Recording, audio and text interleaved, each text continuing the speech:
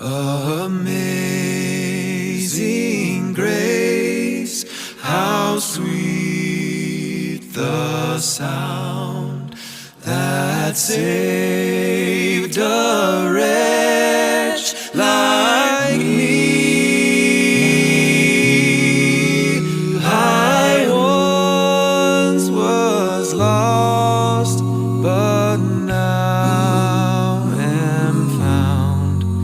Was blind, but now I see.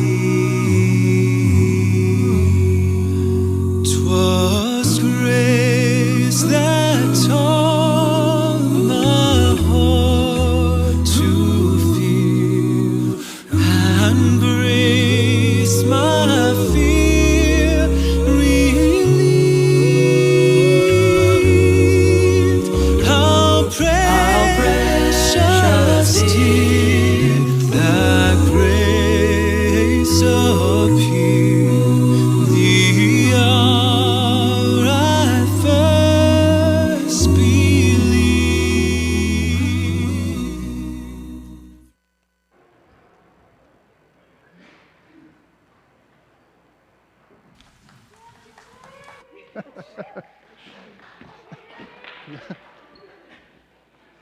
I'm going to see if the youth group can just follow me around and cheer as I do. You know, can you imagine, like, you make it through the grocery store checkout line and they're like, yeah!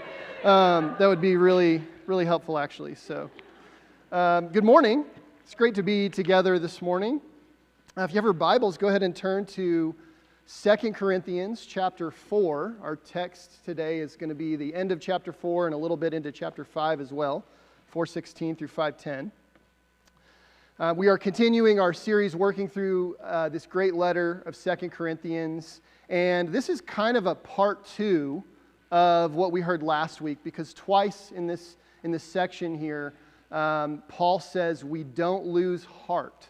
And last week was kind of the first reason why we don't lose heart, and now we have the second reason. He says again, we don't lose heart because, and then he has this text. And as you can see behind me here, kind of our theme verse for this morning, and where we're really going to be kind of sitting with this verse and thinking about it a lot, is chapter 5, verse 7. We walk by faith and not by sight.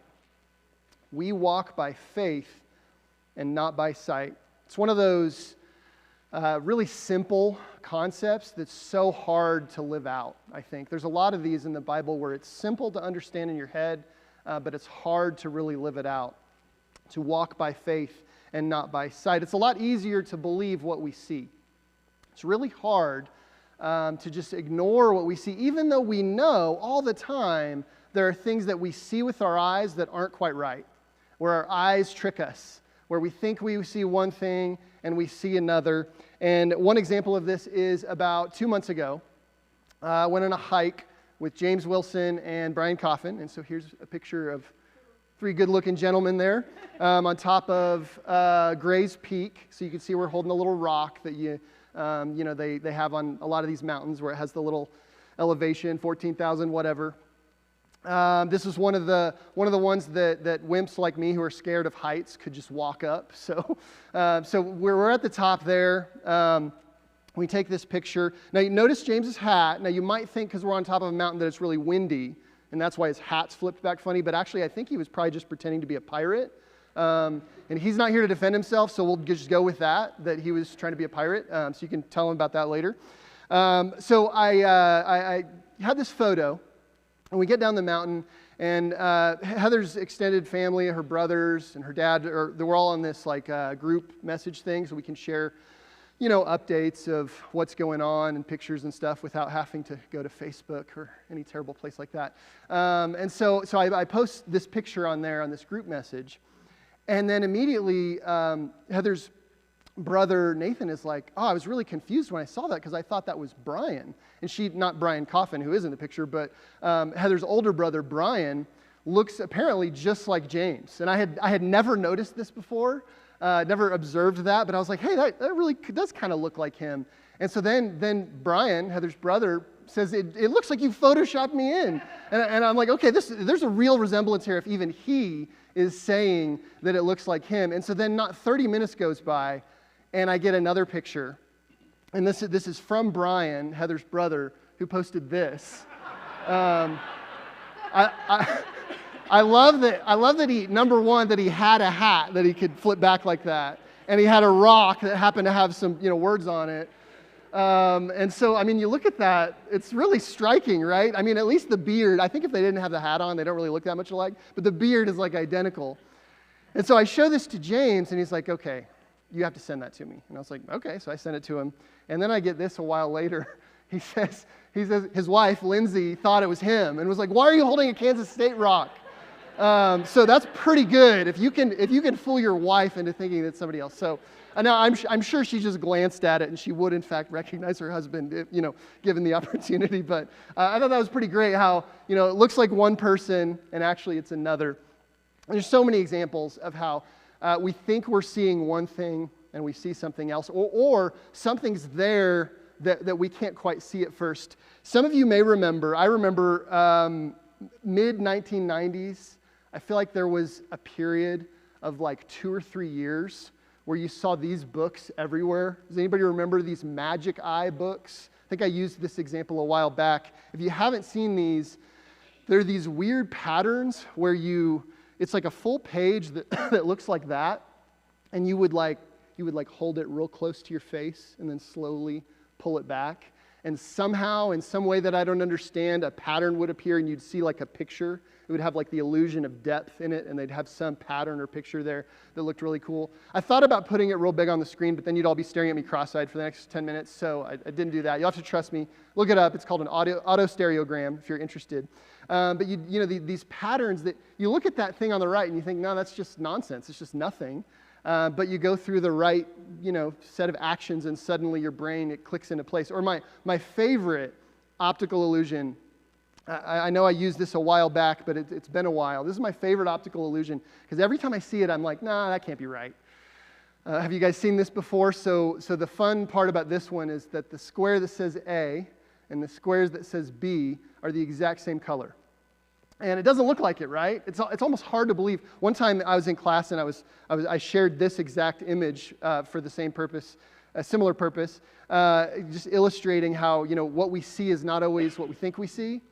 And I had some students in class who were like, "I don't believe you." Like they flat out, there's no way that could be right. And so I went in and actually photoshopped a little square and put them side by side, and they were still kind of like, I don't know. If that's you can kind of hold your hands up and cover up the other squares, and you can see that it's the same. It's funny how our brains do that, right? How it's right in front of us, but it's so hard to believe that those are the same color. It looks impossible.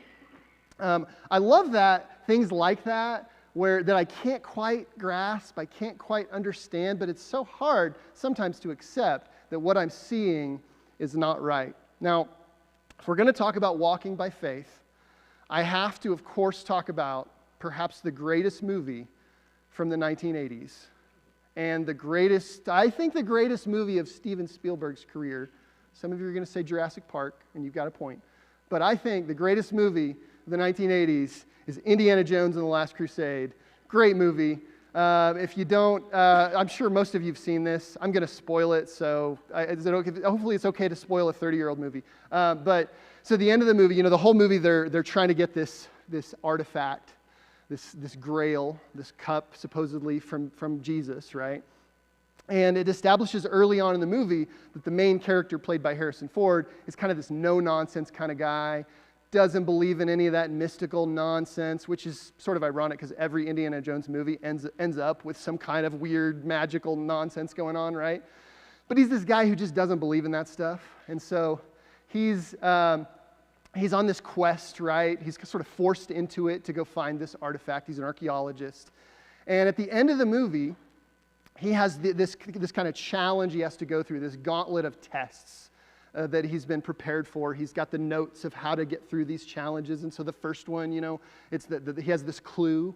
Just great scene in this movie, by the way. If you haven't seen it, you got to go see it. So he says, the penitent man will pass is the clue. And so he figures out that he has to kneel at the last second before this thing comes out to get him, this trap, right? He goes to the second challenge, And the clue is that he has to walk in the path of God. And so he gets to this room. There's all these letters on the ground. And so he figures out that he has to step on the letters that spell out like the name of God. And then there's the great moment where he's like, oh no, it begins with I in Latin, and he almost falls through, right? And then he gets to this one, the third challenge. And again, this is a guy who doesn't believe in anything. And the last challenge is a leap of faith. And he walks up, and it's just this chasm. There's nothing in front of him. How is he going to get across it? He has to just rely on trust, just rely on faith. A guy who doesn't believe in that stuff has to do it. And it's a great moment. And I love how he dramatically, if you've seen the movie, he doesn't just step. He like dramatically takes this big melodramatic step. And then, of course, it turns out that there's a bridge there that's just been painted to look like it. So from his perspective, standing up there, it looked like it was a chasm, but actually there was a path there that he couldn't see.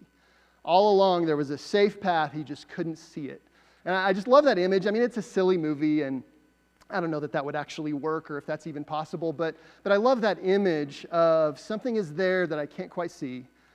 From my perspective, from my limited perspective, it's like I don't have all the information. It looks dangerous. It looks like I can't possibly cross this. And yet all along there's a path there, that I'm just blind to, that I can't quite see. Our eyes can be deceiving. And that's why we need to walk by faith. Let's dig into our text. If you've got your Bibles, we're starting in chapter 4, verse 16. I'm going to be reading from the NRSV, so it might be worded a little different if you're reading from the NIV, but I've got it on the screen. Again, starting in verse 16. So we do not lose heart. There's that phrase again that we heard last week. We do not lose heart. Even though our outer nature is wasting away, our inner nature is being renewed day by day. For our slight, momentary affliction is producing for us an eternal weight of glory beyond all measure. Because we look not at what can be seen, but at what cannot be seen. For what can be seen is temporary, but what cannot be seen is eternal. For we know that if the earthly tent we live in is destroyed, we have a building from God, a house not made with hands, eternal in the heavens. For in this tent we groan, longing to be further clothed with our heavenly dwelling. For surely when we have been clothed, we will not be found naked. For while we are in this tent, we groan under burden because we wish not to be unclothed, but to be further clothed, so that what is mortal may be swallowed up by life. The one who has prepared us for this very thing is God, who has given us his Spirit as a down payment. So we are always confident, even though we know that while we are at home in the body, we are away from the Lord. For we walk by faith and not by sight. Yes, we do have confidence, and we would rather be away from the body and at home with the Lord. So whether we are at home or away, we make it our aim to please him. For all of us must appear before the judgment seat of Christ, so that each may receive due recompense for actions done in the body, whether good or evil. So looking back to last week, remember in chapter 4, there's that great sequence of we are hard pressed, but not crushed. We are perplexed, but not in despair. Persecuted, but not abandoned. Struck down, but not destroyed. And so Paul says we don't lose heart, because we have God's power, even though we are kind of weak and we're like clay jars that can shatter easily, maybe have some cracks in them. We have this power from God that's keeping us going, and so we don't lose heart. And remember one of my favorite Edward sayings. You remember what he always says is the most important word in the Bible? He says it's but, because so often, it's all this bad stuff, but, and then here's the good news. And that's kind of this text. It's a text of contrasts, where it's not this, but that, pointing us to something better. And so let's take note of some of those contrasts as we think about walking by faith and not by sight. Just kind of looking through here, he says it's not our outer nature, but our inner nature. Our outer nature might be wasting away, withering, but our inner nature is being renewed. I love that image of outer versus inner, and it's one that Paul kind of comes back to a lot. If you read Paul's other letters, in almost every one, he has this contrast of the flesh and the spirit, or some translations will say the sinful nature and the spirit. And it's again this concept of there's something more than this stuff outside of us that he calls the flesh. There's something more than what we can see and what we can feel. There's something inward. And so I'm thinking back to the opening prayer this morning where Bill talked about, as we age, these things pile up. And how, I'm 40 years old, but man, things that I used to just shrug off, I'm like, wow, this is like, aches and pains. And I'm sure some of you are looking at me thinking, yeah, just wait, right? But I was like, this used to not be a big deal. And now all of a sudden, you sleep wrong. And it's like, well, I'm out of commission for a week. And it's like, where did this come from, right? But our bodies do. They have problems, and the problems pile up. But I love the thought of as that's happening, inwardly, I'm being renewed day by day. God is doing something in me that I can't see. And I could choose to look at all this outer nature stuff and despair and lose hope. Or I could remember that there's something good happening. There's something good happening inside. I'm being renewed daily. He says they're momentary and slight troubles. Don't even compare to what's coming. And that one, to be honest, I struggled with a little bit as I was studying this. I was thinking about how he takes all that suffering and he refers to it as slight and momentary. And it made me a little uncomfortable, at least at first glance, because it seemed like it's sort of trivializing all the bad things that happen, right? Slight and momentary. But the more I thought about it, I think that's intentional.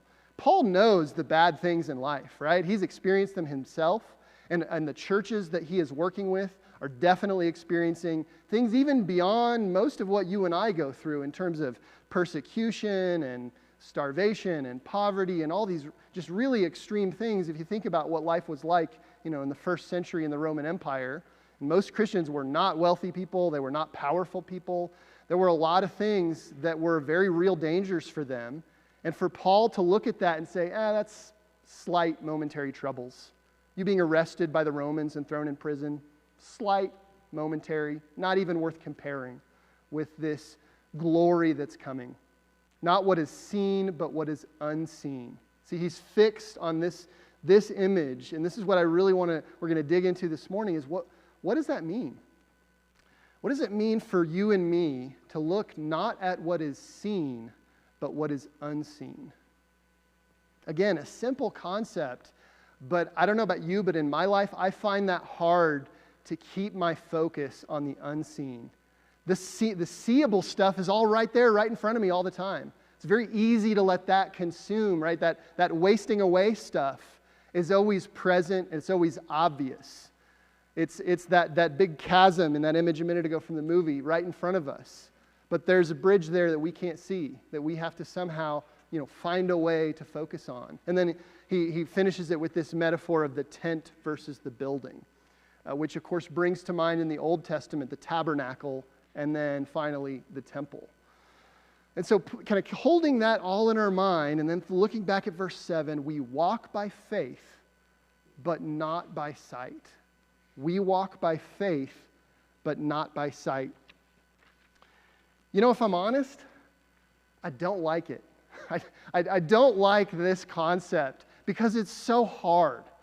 I don't like walking by faith. I'd much rather walk by sight. It's a lot easier, right? It's a lot easier when you can see where you're going.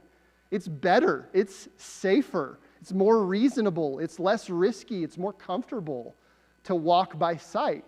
And yet Paul says we don't do that. We walk by faith. Right? It's so hard. Walking by faith, it's scary. Who would do that? It goes against everything. We train our children from a young age. Before you cross the street, what do? Right? You look both ways. And yet here we are now saying, okay, actually, now I am in favor of looking both ways before you cross the street. But actually, in more important ways than that in our lives, we have to trust. We have to go by faith, even if my eyes tell me, I don't know about this. My eyes tell me this isn't good. I need to not do this, but stepping out in faith, trusting that there's more there than what I see. I mean, that's all that is kind of, I don't know, that's how I feel when I read these words, is that reluctance of, I really would rather just go by what I see. That is so much easier, that is so much more comfortable. But Paul is saying you got to see with different eyes. Now, this is, I think, a phrase that it would be easy to take in the wrong way. So I want to go into, what does Paul not mean? What this phrase, walking by faith, not by sight, let's look at some examples of things that I think it doesn't mean, and then we'll finally get to what I think it does mean. So one thing that it doesn't mean, sorry about looks like the PowerPoint messed up a little bit there, but one thing it doesn't mean is it doesn't mean we're oblivious. It doesn't mean we're going through life with a kind of blissful ignorance, not aware of the problems around us. I know, you can tell from Paul's writing, he is very aware of all the problems for him and for the churches he's writing to. He's aware of those problems. He's not ignorant of that. It's not that he doesn't know about that. So it doesn't mean oblivious. It also doesn't mean foolish. And this is something I think it's hard for maybe an outsider, somebody who's not a person of faith, looking at people of faith, might say, well, that looks foolish. You're just deceiving yourselves. You're just not thinking about it. And that's not what it is.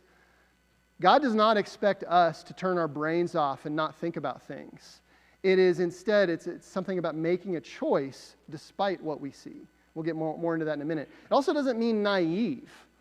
Walking by faith isn't just believe in anything and everything, no matter what. It's not like we're just gullible and we'll go for anything. That's not what he means either. He doesn't mean sheltered. This isn't just something that's for the good times.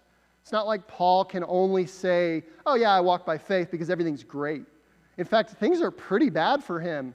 For most of his story, at least the parts of the story we know about, he goes through a lot of bad things. And so this isn't just something that you say when you're sheltered and when everything's fine. Yeah, we're walking by faith. In fact, it's the opposite. It is most important when things are iffy, when the boat is rocking in the storm. That's when we need most to remember, walk by faith. And it also doesn't mean aloof. It doesn't mean just, okay, I'm just going to separate myself from all that bad stuff and not think about it and turn away from it and just be distant from it. That's not what it means. So that's a lot of things there that it doesn't mean. Now I want to turn to what does it mean. If you and I want to walk by faith, what does that actually look like? To walk by faith and not by sight. The first thing it means is that we are resilient. Now, this is a word I used a few weeks ago. I think it's a theme in 2 Corinthians, so I'm returning to that, using that same word again. Resilient is such a great word when you think about persevering in faith. We don't lose heart. When I read that phrase, we don't lose heart, I think about resilience. I think about perseverance, pushing on even when you don't want to, even when it's hard. That's what Paul's getting at. That's part of what Paul's getting at when he says, we walk by faith and not by sight. It's, we're going to push through. We're going to keep going, even if we don't know the end of the story, how this is going to turn out for me.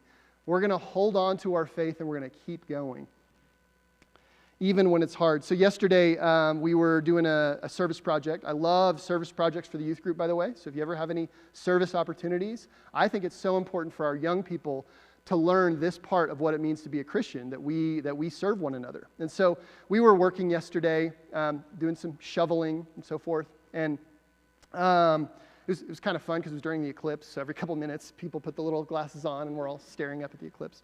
But one of the house parents was telling me that one of the girls was kind of said something like, and I'm paraphrasing here, man, I don't really want to do this, but... And so some context here for the but part of it is the person we were serving wanted to kind of make a donation for all of our efforts. And so we had agreed on a donation to go towards the camp scholarships for next summer. And I had told the kids that, hey, come do this work, and this person's going to make a donation so that a kid can go to camp who wouldn't otherwise be going to camp.